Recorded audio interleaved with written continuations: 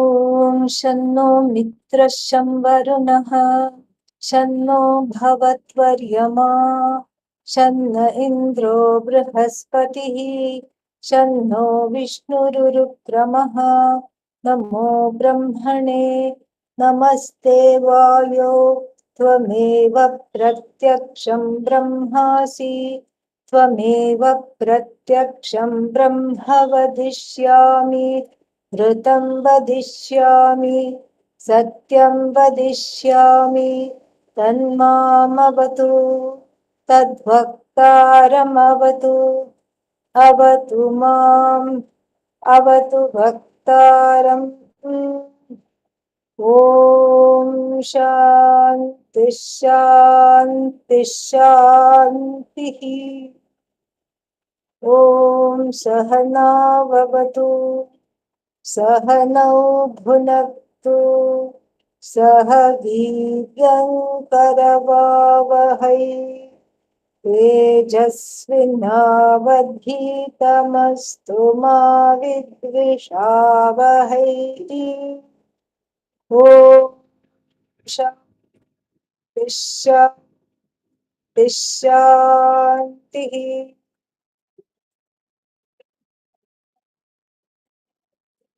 Continue with the discussion on the upasana connected to the Vijnanamaya Kosha discussion and its phalani.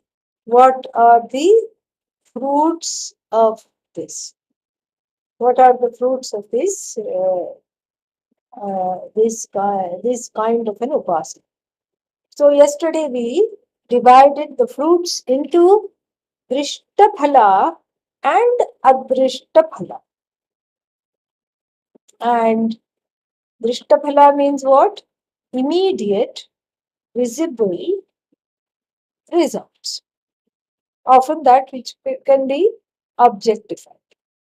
But then every upasana, because it is a prayer, also creates what we call adrishta.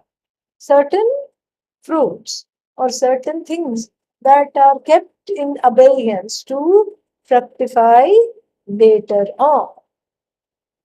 So what is the drishtaphala of this Vijnanamaya Brahma Aham Asmi iti upasana, Ahangraha upasana. So where the I is taken as part of the upasana, where consciously the ego, the I notion or the ahankara is subsumed in the form of a meditation, in the form of a visualization, is subsumed into that which is the Sarvakaranam Brahma in the form of Hiranyagarbha. Hiranyagarbha means Bhagavan in the form of the car. Okay, so then that creates two kinds of results. One is Drishtaphala. The Drishtaphala is that the ego may not be enlightened, but at this point, but it is definitely lightened of the burden of being something. Something means the author of action. There is a pressure. Whenever we talk about being the author of action, it's a pressure-filled identification. Definitely a pressure-filled identification, because in this identification there is some kind of a something to do, something I have to do, something I have. And so what if you do? It's not enough just to do. I have to something to show for it. I have to show, I have to do, I have to keep up with something. And even if there is nobody to keep up with, I have to compete with myself. And I have to better my record from when? From the last time. I have to better the record. And so therefore, this is what the sports athletes, especially competing in some Olympics, etc., do. They compete against themselves. And so here also, as long as there is kartritva buddhi, the misunderstanding that I am a doer. As long as it is there, then what happens is that there is this pressure to do. And the pressure to do is burdens, definitely very burdens, and is the cause of sorrow. And what is this sorrow? It's the sorrow of cutting off from the source, not feeling fed, feeling somehow abandoned, lonely, because I am a karta is a very lonely place, and we'll discuss why. So, feeling abandoned, feeling very lonely, feeling unappreciated, feeling disconnected from everybody and everything else. And it is strange because it's an effect of one's own doing. It's nobody else is doing this to one. How how is this connected with loneliness? Because I am the one who has done it. Meaning what? Nobody else did it. I am the one. I am the author. That means no one else is the author. I have sole authorship. That means there is a soulless quality to this authorship. Even though one says I'm the sole author, there is no sole author. And because there is this, whenever you say I did it all by myself, then in the beginning there is a certain kind of a euphoria. Yay! But then, all by myself, nobody understands, nobody appreciates. And it's a very lonely place because Kartritvam means the notion, the wrong notion that I am the doer connects one to the ahankara and disconnects one to everything else and everybody else. And so the Vijnanamaya Upasana is again just like Pranamaya, Manomaya we saw, is coming back. It's slowly coming back, bringing it back, coming back. And coming back to what? Coming back to that connection, coming back to that source. What is that source? Vijnanamaya Brahma Atma Iti. That is the source. That the I that I'm talking about, the one who is jaded, faded, lonely, dissociated, disconnected, is really what? Is really one with everything. Is one with that Karana Atma. That is the understanding. And that understanding is very, very important because in the light of this understanding, um, we have a kind of at least on the empirical level, a reconnection to oneself and to one's wrong notion of one's authorship. So here the authorship itself is sublated. Sublated means, yes, did you write this book? Yes, I wrote this book, but the I is firmly placed visually. Visually, one keeps on putting the I back into Vijnanamaya as Brahman. Yes, I wrote this book, but then all these factors helped me. It's like the first page of the book, which is what are they called? What is it called when you thank everybody? Acknowledgements. Yeah. So the first page of the book is always acknowledgements. So this is so in submerging the ego, the ahankara, into the Vijnanamayam as Vijnanamaya as Brahman.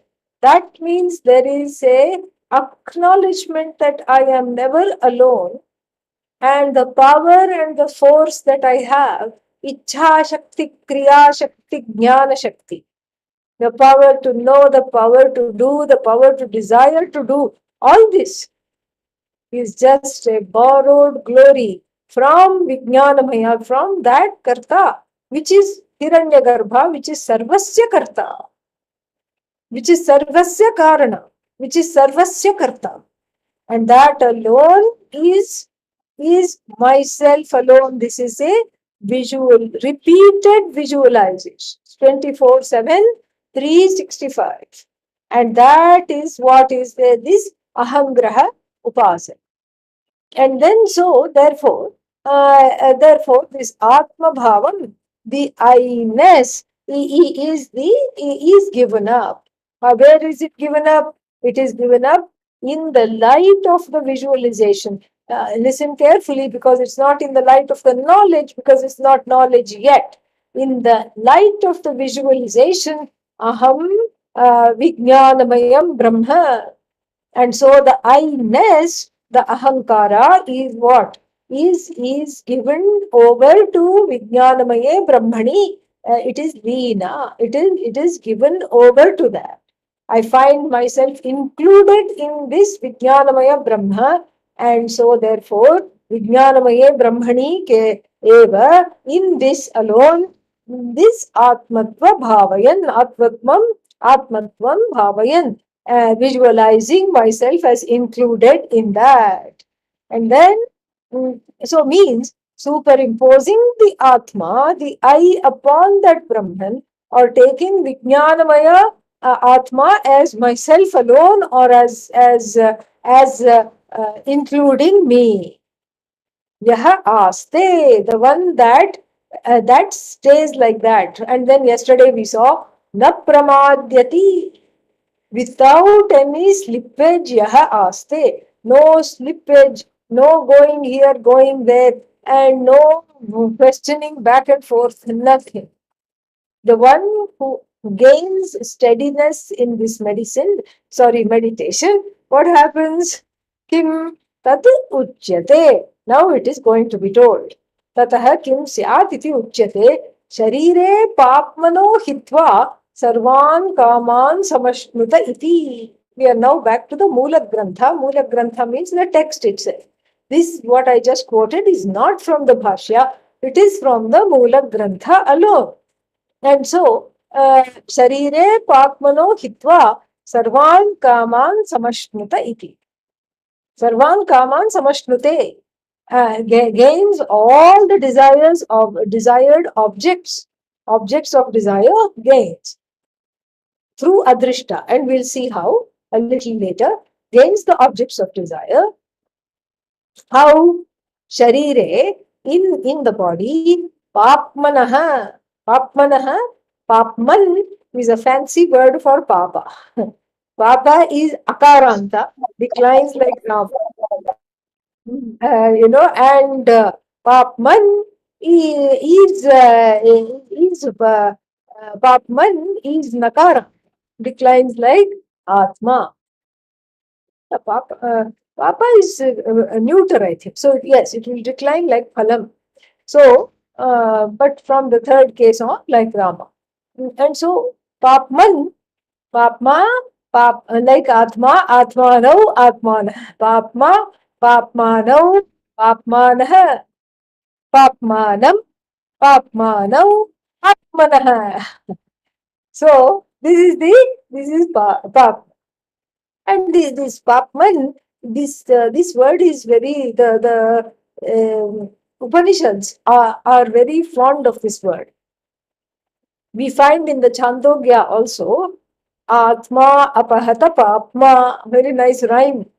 The Upanishad has composed a poem through the mouth of Prajapati. Atma Apahata Papma, like this. And so this Papma, this Papmanam Hitva. Hitva means destroying the papas. How the papas are destroyed, we'll see. So, Bhashyakara asked the question, Tatah kim syat? What happens? What do you get out of this visualization? Uchyate. Who uchyate? Shruti. The Shruti says. By the Shruti it is said. What is said? Sharire papmano hitva sarvan kaman samashnute iti. This is the conclusion of Vijnanamaya. Sharire papmano hitva. Asmin sharire means in this body, not any other body. In this body, papmanaha, papmanaha hitva. Papmanaha is second case plural. Okay. Papmanaha hitva.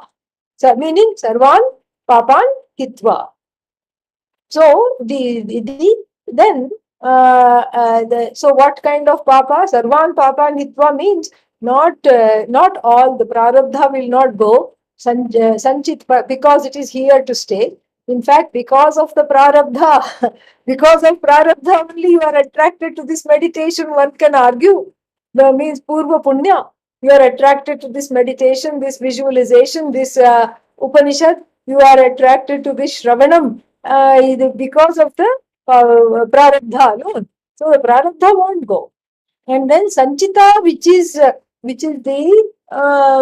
is all the body of all the karma of, done in all the lives, that will also not go. When will that go? That will go only in the wake of the knowledge of the I as free, totally free of kartritva. This is not a practice, this is not a visualization, this is yathartha jnana. This is the knowledge itself. This is the cognition. This is waking up from a bad dream of kartritva, a nightmare of kartritva, where one is tired, overwhelmed, beaten, browbeaten, etc., etc. And then from that one wakes up to the relief. Oh, thank God, it was a nightmare, it was a terrible dream. Thank God, thank God, thank God. That is the relief. Here, when one wakes up to embrace and assimilate this knowledge. And so, Sharire Papano Hitva means that is the knowledge. And then, but here, this is only Agami Karma, also known as Bhavi Karma, meaning the papas that are going to come. But how do we know that papas are going to come? Because there are raga and dveshas. And these twins make sure that the papas will come. Because raga dveshas are well entrenched desires, based on certain prejudices and preferences, and they are not only well entrenched, but they whip you into submission and they make you fulfill the desires.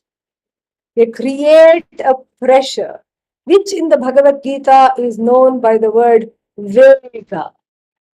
They create a pressure for those desires to be fulfilled. And that's why the ragadveshas are at the key they are the factory where the agami karma is born, is made.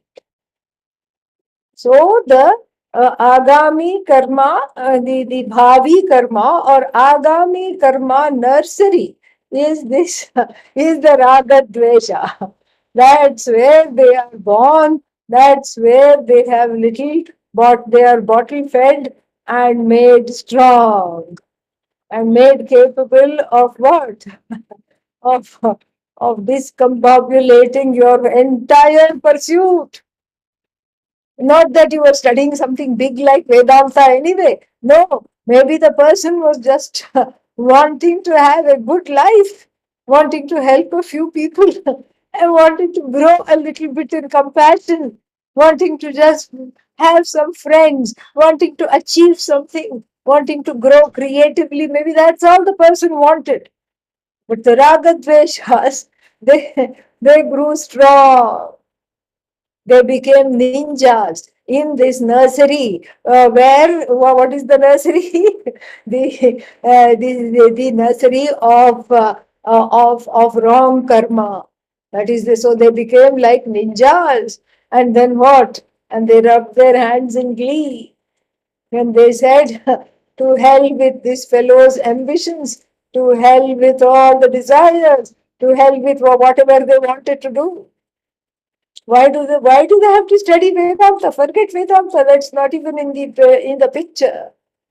Oh, I just want to be a good human being. Why? Being good is overrated. Look around. Is anybody else good? Where does that goodness get you? Did it get a job? No. In fact, somebody else got the job. And somebody else is reaping or you are just being used like a rag in the society. You're being used like a permanently wet rag. And unless you stand up for yourself, you don't get anything at all. These are all notions. These are all notions. And these notions are at the root of wrong karma. The wrong karma births these notions.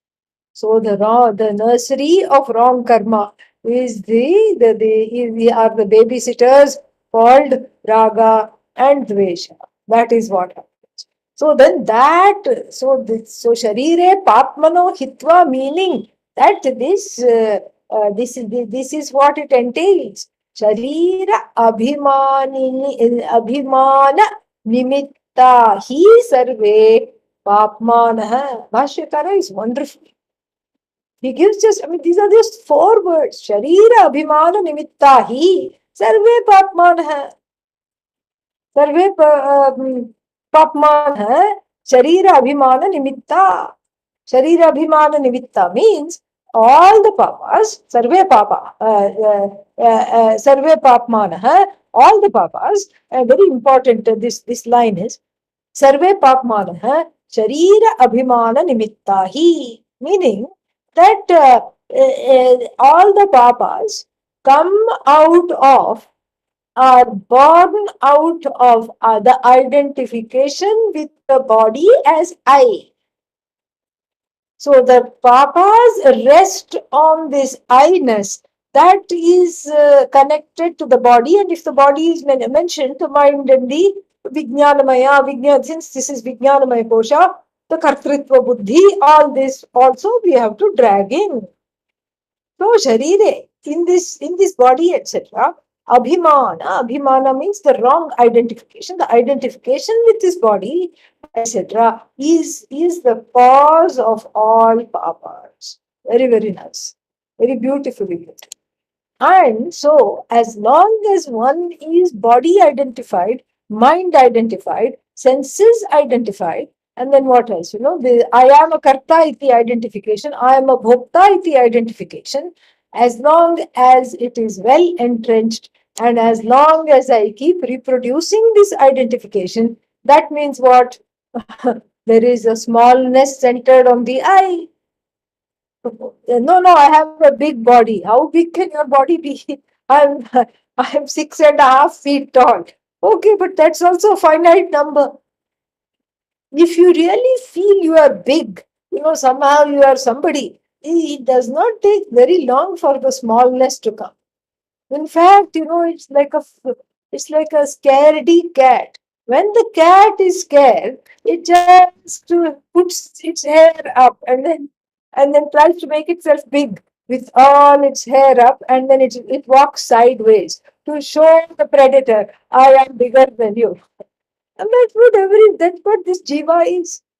The jiva is nothing but a scaredy cat walking sideways and showing how big one is. But actually, inside, deep down inside, one is frightened. Of what? Of the smallness that one feels one is identified with. So even if one is 7 foot tall or weighing 10 stone, doesn't matter, still there is a finite number. Even if you have a black belt in karate, etc., still finite strength, finite,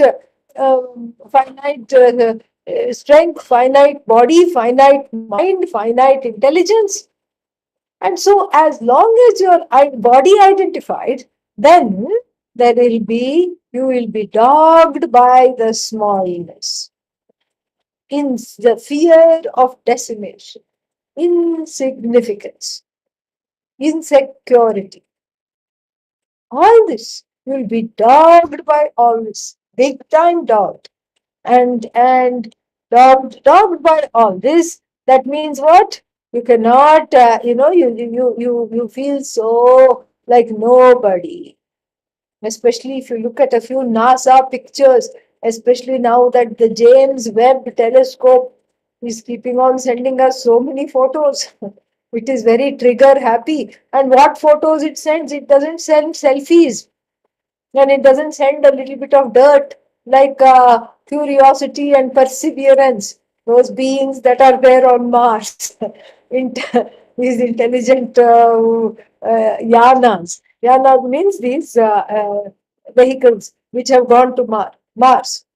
Curiosity rover and perseverance rover. They keep sending photos, and sometimes they have a sense of humor. They will take a selfie of them and send.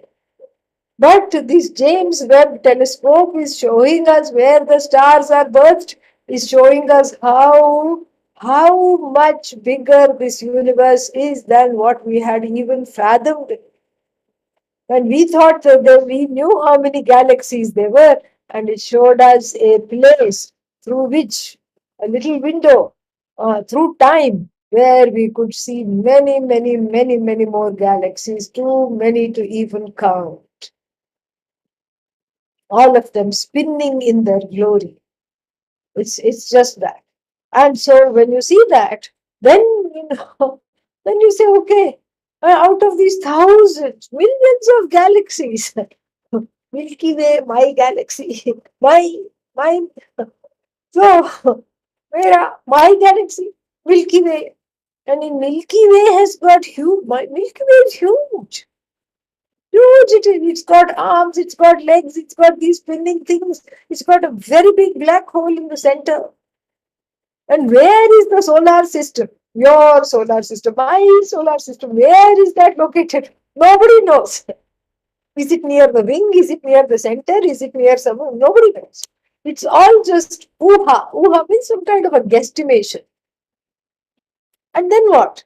And then there in that solar system, there is a solar system, a small little pixel. The solar system is itself a pixel. And in that pixel, you have to think of the Earth. Only L, okay, the pixel, only L. And then what? And then on the Earth, you have to locate. All right, United States. And in that United States, or India, you have to locate India. And India, poor India, chopped up on the top, Shira chopped up, bottom chopped up, Dakshina Paksha chopped up, Uttara Paksha chopped up, this side chopped off, this side chopped off, everything. Small little map of India. And then, oh, my hometown, where? Gorakhpur. Okay, you have to find this Gorakhpur, where it is. Where is this Gorakhpur? Somewhere in the east. Okay, look where it is. It is below West Bengal. West Bengal you have to find. That is, that is just now we are tiny, tiny, tiny, tiny, tiny. And Gorakhpur what? On this gully. And where is this gully? Off of this main road. And where is this main road? Somewhere near one square. And here there is, you are talking minute. And in this gully, my house, my gully, my house. And in the house, 2, 3 rooms. And in one room, I am sitting. How small? How small can you get? And so, as long as this body identification, mind identification, and kartritva buddhi, kartritva abhimana is there, I am the karta iti, then the smallness will never, ever, ever, ever go. Become totally small. You can't even conceive of how small it is. Because in the whole map of the cosmos, your place itself you don't know. This is this visible star called the sun, and then revolving around the sun, so many planets. Out of that, yours is not even the biggest planet, and then this is where you are. You are sitting there. What can you do to become significant? Nothing. You can just boast. That's all. You can boast, or you can wear jeans with more holes than jeans, holy than fabric. holy dreams. Okay, yeah, you can do that. That's about it. Or you can color the hair purple. That's all you can do. And so this is what happens when there is Sharira Abhiman. Okay. When there is Shari, so this is the trajectory. Bhashyakara explains this is in 5 words because he is Bhashyakara, and we have to explain it step by step afterwards so we understand what he is saying. So the first step is to recognize how insignificant one is when one identifies with the body mind sense complex and with the ahankara as karta. Then the next step in this analysis is that the insignificance dogs the person, and one does not brook insignificance very, very well. Not at all. Raise your hand. How many people want to be insignificant? Nobody. If you ask that question in a group, nobody will raise their hands. Nobody will raise their hand. And if they raise their hand, it's for some other reason. They say, I didn't understand. Why am I raising my hand? I just wanted to know. That's that's what they will say. Nobody will raise their hand. Nobody wants to be insignificant. But this insignificance is also taken as the meaning of the word I. So first there is kartritva buddhi, then there is the resultant recognition of this insignificance. I don't even matter. And there is a frantic attempt. Number 3, there is therefore a frantic attempt to dissociate from that insignificance or to rectify that insignificance. And the rectification of this insignificance cannot happen without taking recourse or without taking the help of the raga and dveshas, strong prejudice and strong preferences. So that is number 4. Now see the raga dvesha has come in. Because I have a raga not to be insignificant already. I have a desire. What is my desire? I cannot brook insignificance. I hate insignificance. Dvesha. I love to matter. I want to be somebody. Raga. These two conspire. These two conspire to, take a hold of the person. Which person? The person that is smarting under the spell of this insignificance. Your own smallness in the understanding or the misunderstanding, in the misapprehension of your own smallness, in the identification with your own smallness, the raga dveshas gain strength. In other words, your own sense of smallness becomes their strength, becomes the source of strength for the raga and dveshas. So your likes and dislikes become very powerful because of your own feeling of smallness. If yours, then this is then the next point, number 5. See how beautifully Bhashyakara brings this out. So number 5, and all this is there in those 5 words I just read from the Bhashya. So number 5, if you are small, and if you are convinced you are small, then then what happens to the raga dveshas? They have grown fat.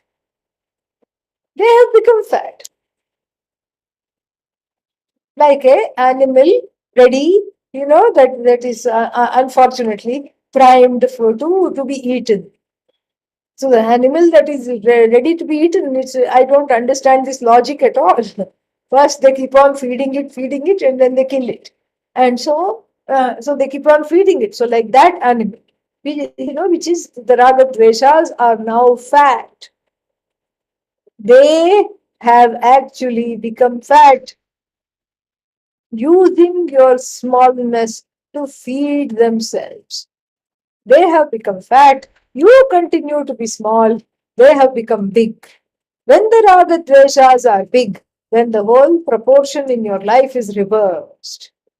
Once the raga dveshas become big, then dharma, adharma difference goes to the dogs. What is dharma? You, you don't know. What is adharma? You don't care to find out. And why should I follow dharma? No compelling reason comes there. Why should I follow dharma? No compelling reason happens. And so therefore what? So therefore, so then, and the raga dveshas will say, forget about dharma. It is not going to help you. And the raga dveshas have also read a little bit of Shastra. They will say, this is Kali Yuga. Who else is following dharma? Tell me. And a little slip up there and a little omission here. Nothing will happen. Don't worry. Don't worry at all. Drop the dharma. And if you drop dharma, what else is left? Adharma. Follow adharma by default. What will happen? Nobody will notice. Look to the left, look to the right. And these days you have to look up. Up means don't think God. Okay. First of all, God is not up. And and so why am I looking up? In case there is a security camera. That's the thing. Because nowadays every street corner has security camera. Every shop has security camera. Every sidewalk has security camera. And so you just look up and around to see if there are no security cameras. And then if they are not there, then you feel safe enough. One feels safe enough to crack the safe. That's what it is. That's exactly what it is. You see the whole connection. First is the connection to the body, the misidentification with the body-mind complex leads to a sense of smallness because I'm identified with everything small and I want to be big. And one is dogged by one's insignificance. One wants to become significant. I hate insignificance. I love to be somebody. And this love and this hatred come and feed off your insignificance and then grow big and then grow to oppress you. This is the last point that we have made here. So then there is a big conundrum inside. Should I follow dharma or should I fulfill the raga dveshas? And the raga dveshas will themselves tell you dharma is overrated. Kali Yuga has come. Nobody is following dharma. Just do whatever you want. Just, give whatever you want, you do. And so therefore, therefore Bhashyakara, this is what he says. Then, so this is the raga dveshas take over. They overtake you. You cannot uphold dharma. And therefore, what happens? Papa. This is the bhavi papa, the agami karma, agami papa, the papa that is going to come if you get into this five-step program of identifying with the body and then doing all wrong things and then feeling insignificant and doing wrong things in order to feel significant. Okay. So therefore, Adi Shankara says, Sharira Abhimana Nimitta hi sarve papmanah. So all the papas, which means all the papas have their cause. Nimitta means cause. They have their cause in the Sharira Abhimana, in the wrong identification. And what is that Sharira Abhimana? Shariram eva ahamasmi. I am as good as this body. This is called Sharira Abhimana. I am as good as this body. This Sharira is myself. The Ahankara, this Ahankara is myself. The mind is, I am as good as the mind. So the I is identified with everything. The I notion attaches itself to the body, mind, sense complex, and therefore that becomes the nimitta, the cause for all the papa. Iti sharira abhimana nimitta hi sarve papmanah. Beautiful explanation. Further, teshancha vijnanamaye brahmani atma atma abhimanat nimittapaye hanam upapadyate. Whereas, so this is the next scenario. So right now we have the default scenario. And what is the default scenario? The default scenario is that I am going in this loop. First I am feeling insignificant, small, following adharma, creating more papa, and then feeling wretched, and then the whole thing repeats itself. This is the loop. Whereas now, what happens if you're doing this visualization, this upasana, this meditative practice, where when you are identified with Vijnanamayam Brahma as yourself, as an extension of yourself, these papas are destroyed. How? So this is what he says. Tesham cha Vijnanamaye Brahmani Atma Abhimanat Nimittapaye Hanam upapadyate. So Hanam upapadyate. For whom? Kesham Papman. For this Papmanah. For the Papas. Hanam upapadyate. The Hanam here is Abhava. Abhava means Hanam generally means destruction. But here the Papas don't even come. So you can't use the direct meaning of the word Hanam here, destruction. So you have to use the indirect meaning, the disappearance. Because only when the papas are there, then, then we have to destroy them. Here, the papas are avoided totally. So Hanam means they can be totally avoided. Hanam is to be translated as Abhava, meaning it doesn't happen at all. This is Hanam Upapadyate. So therefore, Tesham Abhavaha, the complete avoidance of these papas, the complete avoidance. Kada, when Upapadyate? Vijnanamaye Brahmani Atma Abhimana. How Upapadyate? Vijnanamaye Atmani, Vijnanamaye Brahmani Atma Abhimana. So in the Vijnanamayam, which is Brahman, as Brahman, I identify. My ahankara goes there. So there is the abhimana now.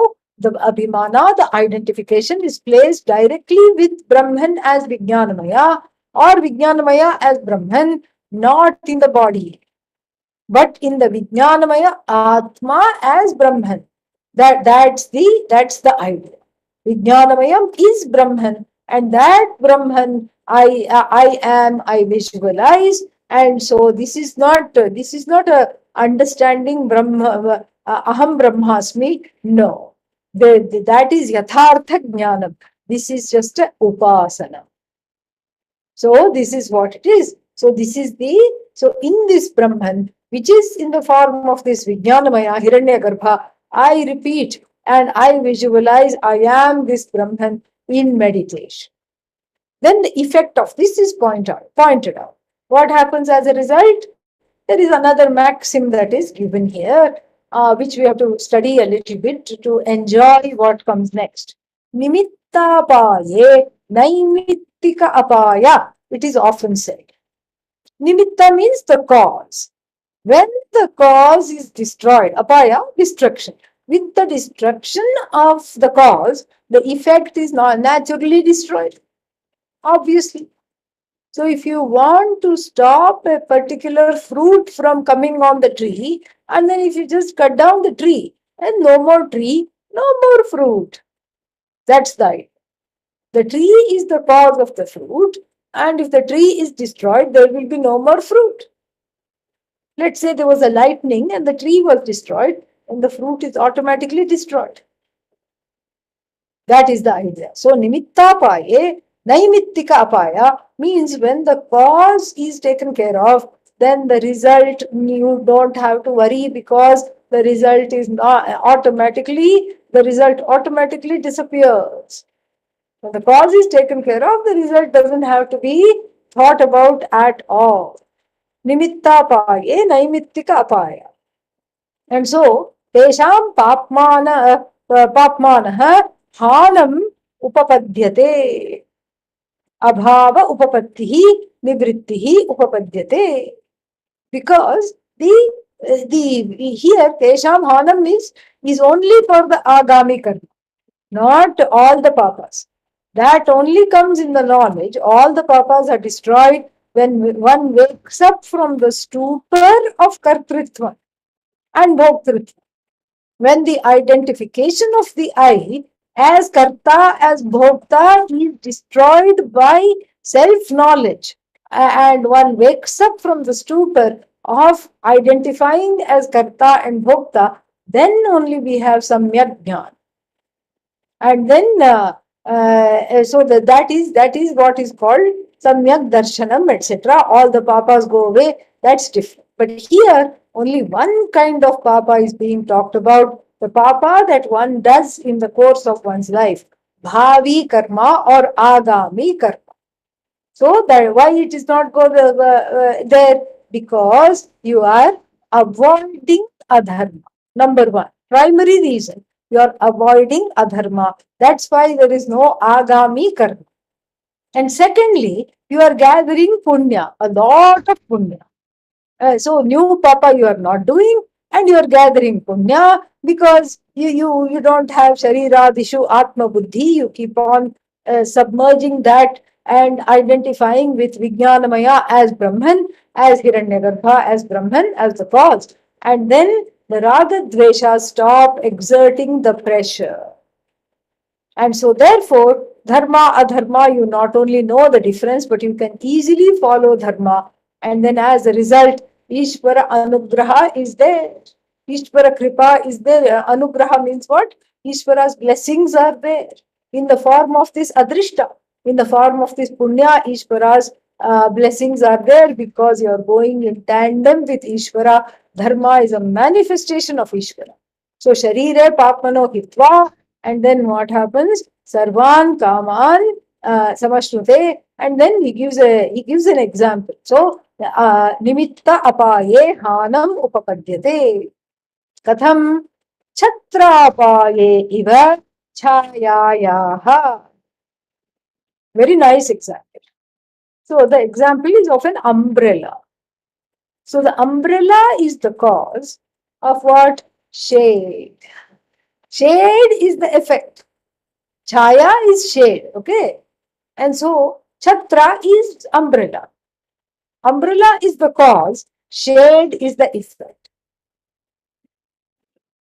And supposing the umbrella is taken away, umbrella is folded up, umbrella is removed from the sea, what happens to the shade? You have to look for it. Oh, shade, where are you? Come and throw a shade. No, you don't have to tell the shade at all, anything, because there is no shade. Why? Because the daddy of shade itself is not there, namely the cause of shade, which is the umbrella.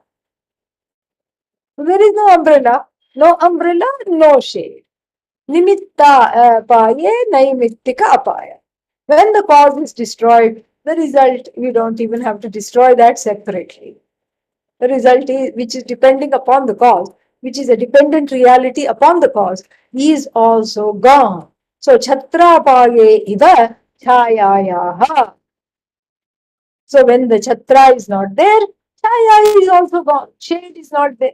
And so, therefore, Shari, that is the example. So, that which is exemplified is Sharira Abhimana Apaye Sati. Then, when the body identification, etc., is destroyed, Sharira Abhimana Krita Papmanaha Nashaha. So all the papas that one would have gathered because of this continued identification with the body mind sense complex are also destroyed. So then what? Tasmat Sharira Abhimana Nimittan Sarvan Papmanah Sharira Prabhavan Sharire Eva Hitva Vijnanamaya Brahma Swarupa Apannah Tat Sthan Sarvan Kaman Vijnanamayena Eva Atmana Samashnute Samyak Bhunte Ityartha. So Tasmat, therefore what? Sarvan Kaman Samashnute, in a limited form. This is repeated because in the first mantra, Brahmavid Apnoti Param, And this the knower of Brahman gains the ultimate. And what is this Brahman was talked about as Satyam, Jnanam, Anantam. And knowing this Brahman, what happens? As Brahman, one gains all the desires at once. This was said. And the same phrase was earlier talked about in the sense of Sarvan Kaman Samashnate. Brahmana Saha. This was what was pointed out. Here too, that same expression is used, but albeit in an inhibited sense. Because it is not jnanam, it is dhyanam. It's the effect of meditation. It is not jnana phalam. Okay? It's not jnana phalam. And then, so therefore, it's not jnana phalam, it is dhyana phalam. Very different. And so, therefore, what? So, therefore, the tasmat sharira abhimana nimittam. Nimittam means depending upon this wrong identification, all the papas that were to come, sharira prabhavan, sharire eva hitu. So, those that were going to be born of this body identification, the ragas, dveshas, etc., the pressures, all that which we have talked about. Sharire eva hitva. Then, when the body identification is not there, when that is not there, then the identification has walked over to Vijnanamaya Brahma. Then one gains that Swarupa. Swarupa apannaha. Meaning Devata Padavi. One gets the Devata Padavi. One gets the Devata Padavi. Means one becomes a Devata. Not now. Okay, next next life or something like that. And if you want to be Indra, you have to wait for the whole Kalpa, because there are no elections until the end of the Kalpa. All right. And so therefore, that's why the Devatas are always very rich, and they don't spend on elections, and they are all there for life. They have long tenures. And so that shows the allure of wanting to become a celestial. So you can, that sthan means in Brahmaloka sthan, going to Brahmaloka, or in the form of a Devata. Sarvan Kaman Samashnute means, relatively speaking, all the goodies in the Brahmaloka they enjoy. They enjoy this, all the goodies in the Loka, Brahmaloka Prapti, Devata Padavi, etc. we get. And then, so if you've got enough punya, you can be appointed Yama, Indra, etc. You can do that.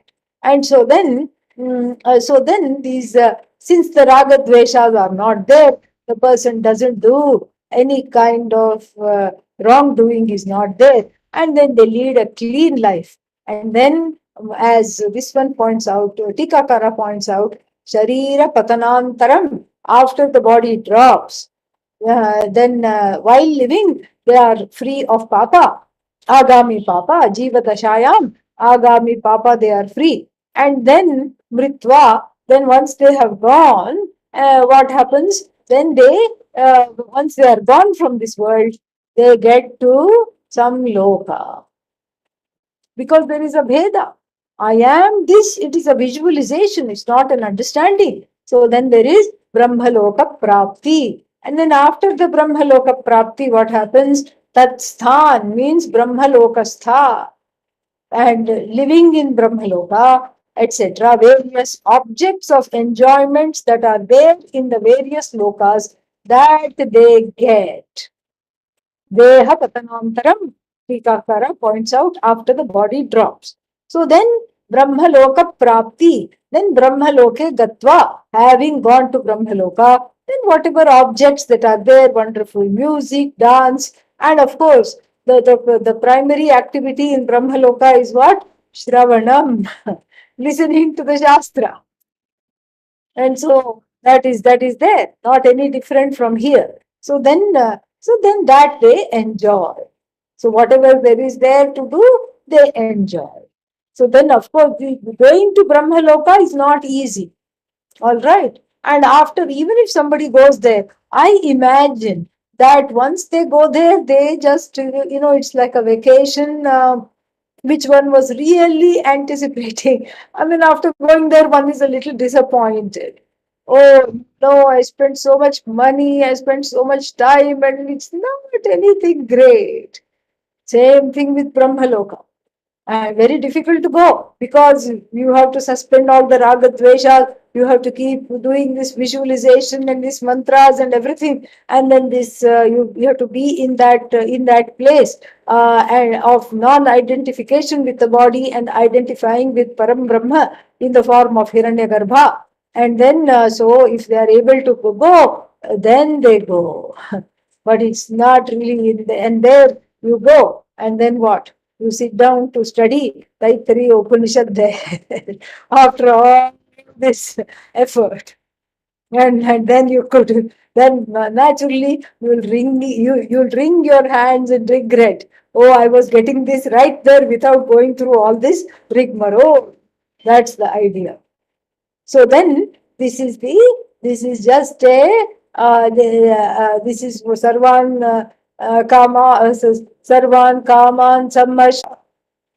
It is not Brahmana, and this is a Brahmana Upanishad. This is a textual Upanishad. So all the teaching parts are not in the form of poetry. They are prosaic. This is a very, very important connection, a very important piece of information. So the shloka is there for alankara and to communicate a prophecy. Like the person goes to heaven, Brahmaloka, etc. The shloka never communicates the teaching. In the Brahmana Upanishad, in a Mantra Upanishad, everything is mantra anyway. Mantra Upanishad means which has a particular chandas, a poetic Upanishad like even Mundaka. But this is a Brahmana Upanishad. So in this prose Upanishad, then the Tatparya is not the teaching.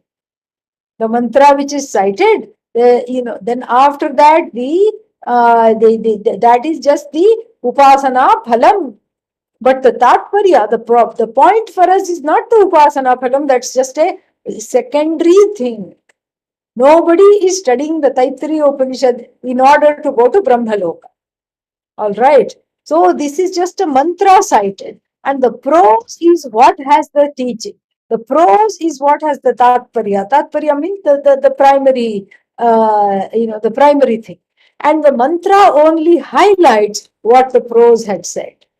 And so therefore, this is so the mantra points out the fruit of Vijnanamaya Atma, Brahma Atma iti Upasana. That's what it is. And then because this Yajurveda is all Brahmanatmaka, it is all in the form of prose, and then in those sentences only we have the teaching. So there it doesn't talk about any kind of upasana in the and phala, etc. You see that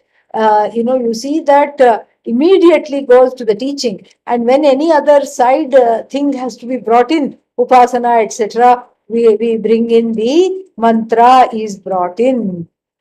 So this is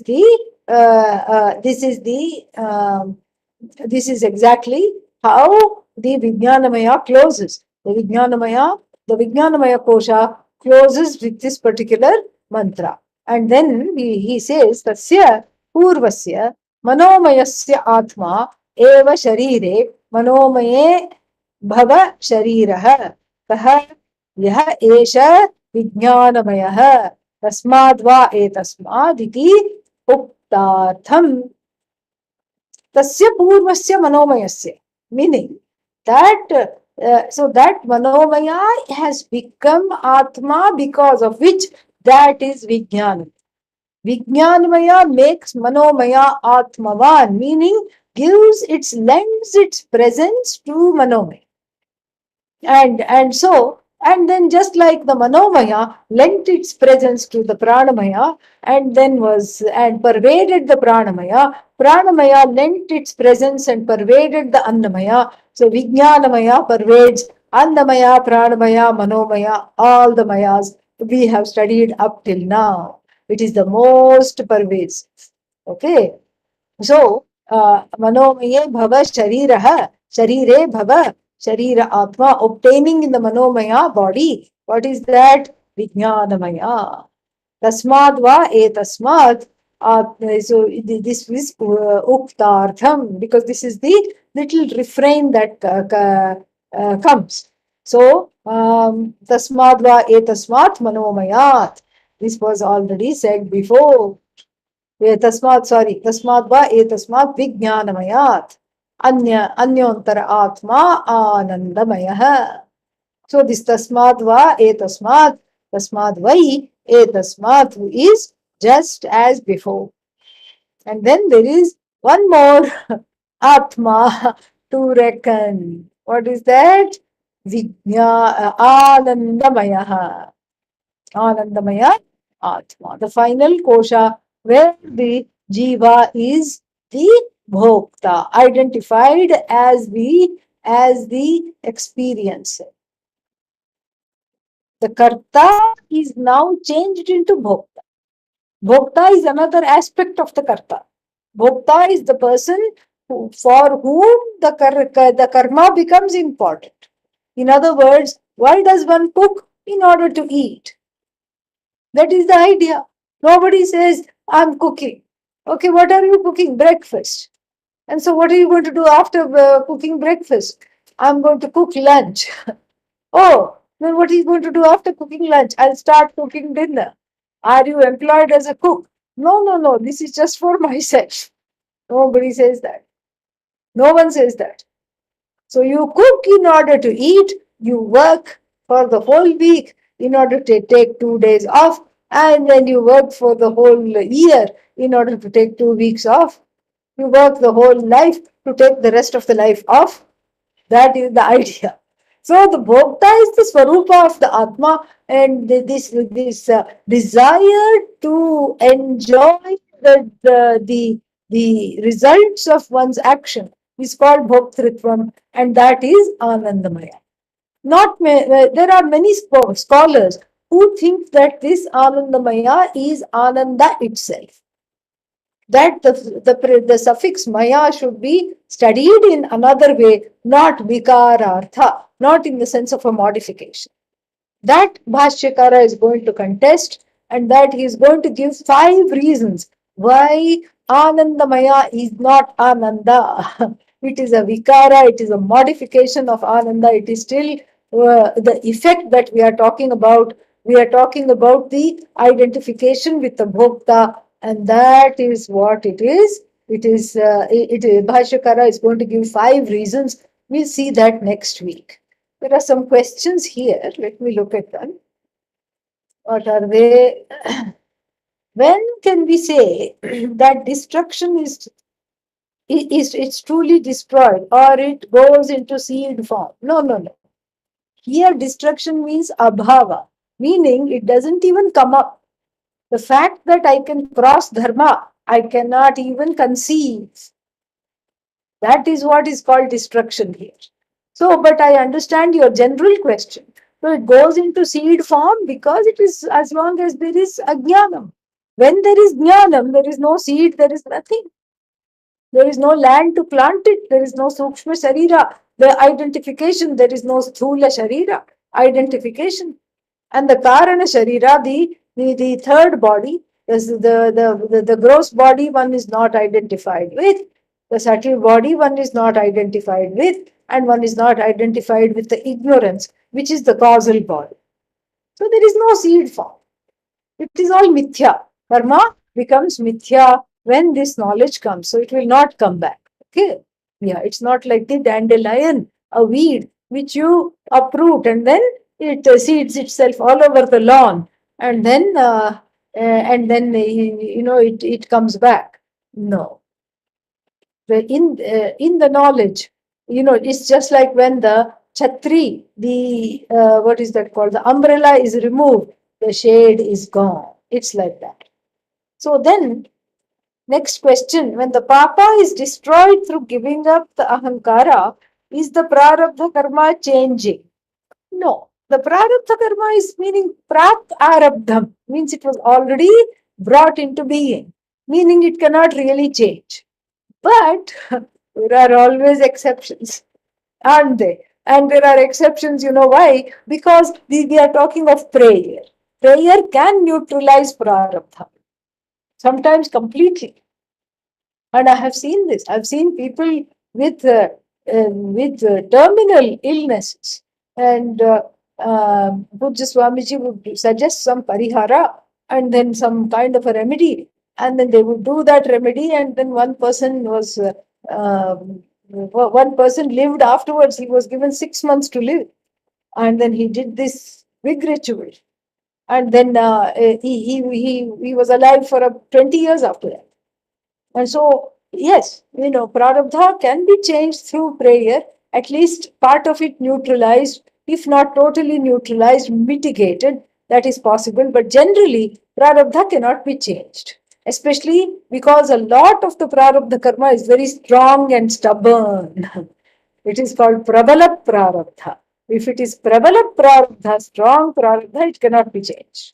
If it is a light, mild prarabdha, it can be changed. There are varieties. Okay. So then, getting moksha, does it not mean giving up the ahankara and being in Brahma? No.